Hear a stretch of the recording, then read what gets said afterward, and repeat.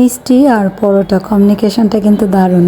মিষ্টি পরোটা খেতে কিন্তু বেশ ভালো লাগে, বিশেষ করে সকালের নাস্তায় বা বিকেলে বা সন্ধ্যার নাস্তায় একদম গরম গরম পরোটার সাথে মিষ্টি দিয়ে খাবো। তো বাবার বাড়ি এসেছিলাম, বাবার বাড়িতে এসে দেখি গরম গরম পরোটা ভাজছে আর সাথে এমন মিষ্টি সামনে দিয়েছে।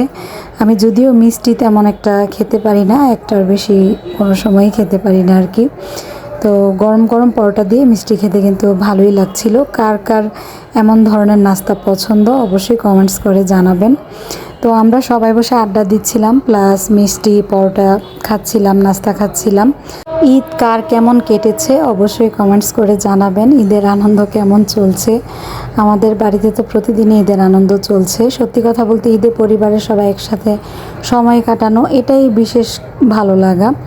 তো মিষ্টি পরোটা খাওয়ার পর একটু ঝাল কিছু খেতে ইচ্ছে করছিল, তো এদিকে একটু ঝাল ঝাল নুডলস রান্না করে নিয়ে এসেছে। ঝাল ঝাল নুডলস সাথে ঠান্ডা কুক এই ধরনের নাস্তাগুলো খেয়েছি, আমাদের কাছে কিন্তু ভালোই লেগেছে।